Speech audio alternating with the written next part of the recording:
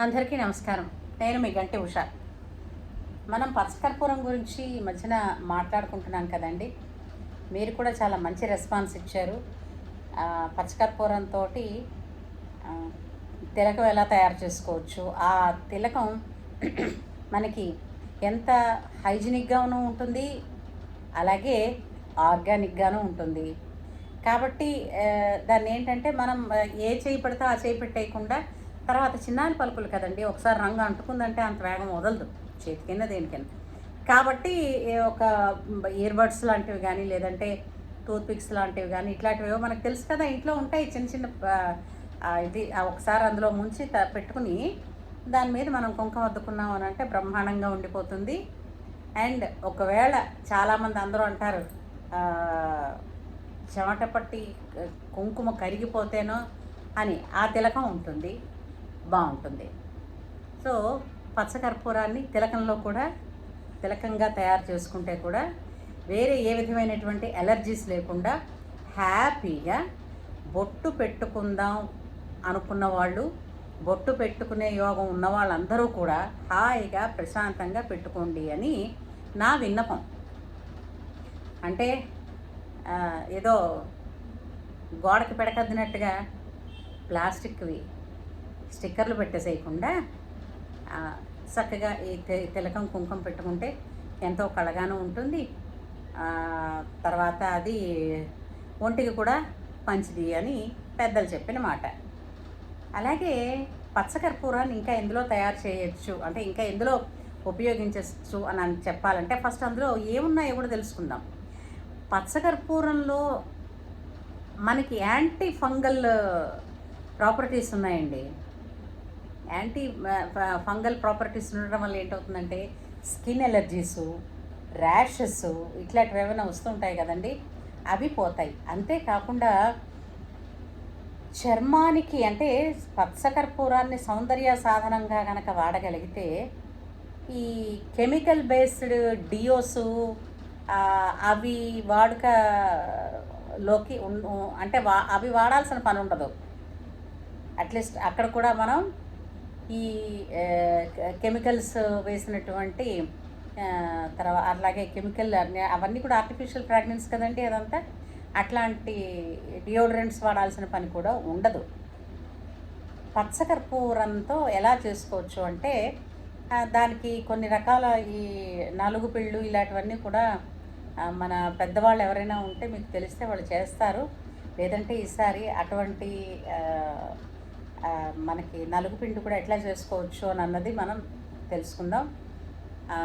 అట్లాగే దాన్ని ఎట్లా చేయొచ్చు అంటే, ఇంట్లో అది మనకి దాన్ని ఏమిటంటే రూమ్ ఫ్రెషనర్స్గా ఉపయోగపడుతుంది.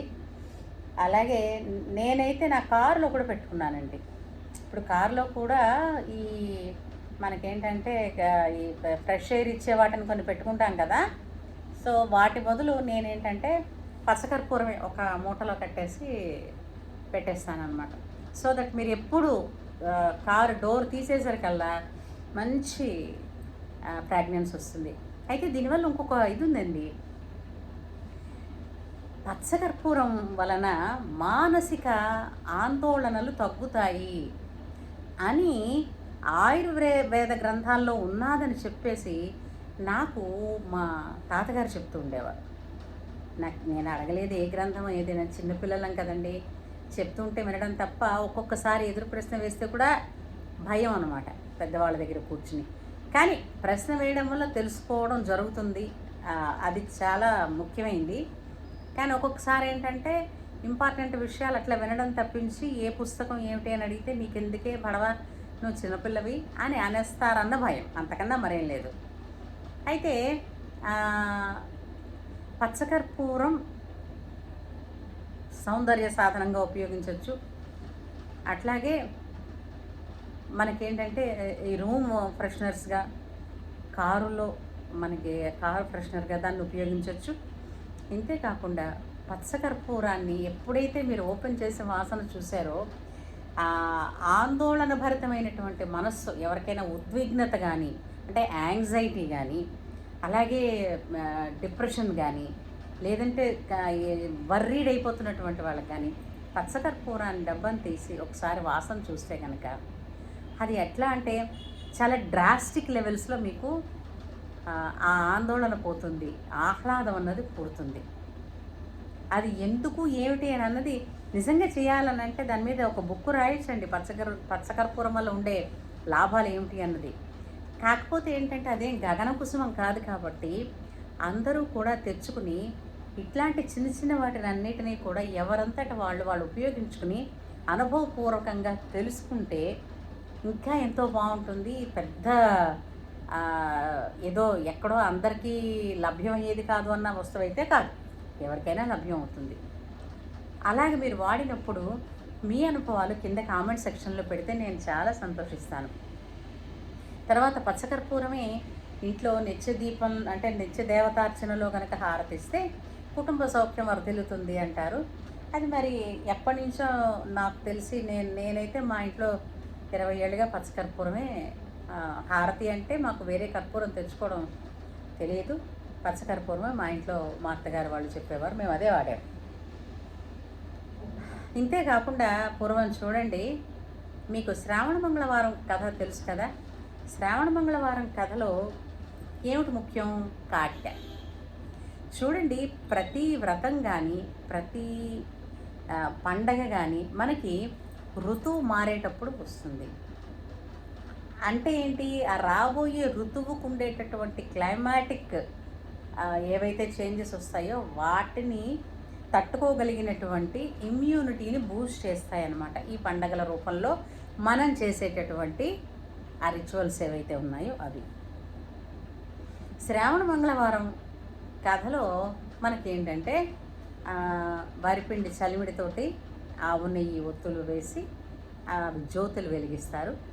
ఆ జ్యోతులు మీద ఒక అట్లకాడకి, ఒక స్టీల్దో ఏదో మనకు అప్పుడు స్టీల్ అట్లకాడలే తెలుసు, స్టీల్ అట్లకాడకి చివరన పసుపు తాడులో కట్టినటువంటి ఒక పసుపు కొమ్మును దానికి ముడి వేసి దానికేమో కాస్త నెయ్యి రాసి ఈ దానికి మన అట్లకాడికి అది అమ్మ కథ చెప్తున్నంతసేపు, శ్రవణ మంగళవారం కథ చెప్తున్నంతసేపు ఈ దీన్ని ఏమిటిది అట్లకాడని పట్టుకుని ఈ ఆ దీపాల జ్యోతుల మీద అట్లా పెట్టి ఉంచేవారు.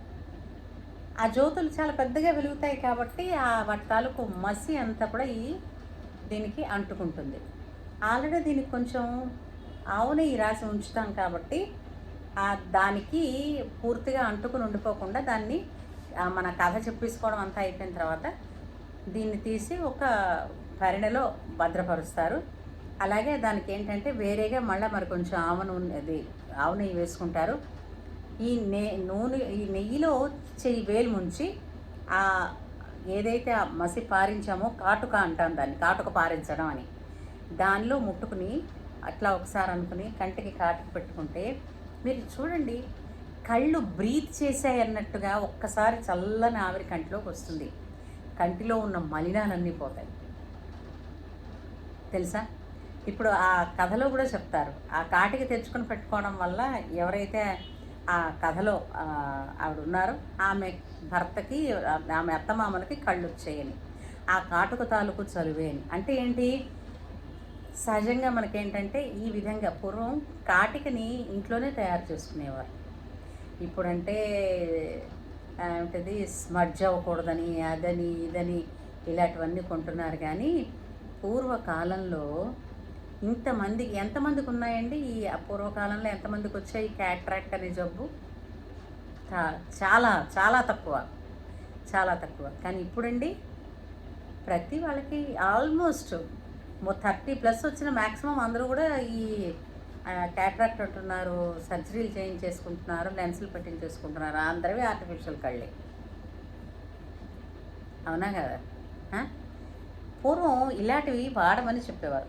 అలాగే ఇప్పుడు ఇట్లాగేంటంటే ఒక పెద్ద జ్యోతి వెలిగించి దాని మీద ఒక పళ్ళాన్ని పైకి ఎత్తుగా ఉండేటట్టు పెట్టేవారు. ఎందుకంటే ఈ జ్యోతి తాలూకు పొగ ఏదైతే ఉందో అది వెళ్ళి ఆ పళ్ళానికి అంటుకుని అది కాటిక కింద తయారవుతుంది. అది సేకరించి ఒక చిన్న చిన్న డబ్బాలు ఉండేవి, వెండి డబ్బాలు ఉండేవి, వెండి భరణలు.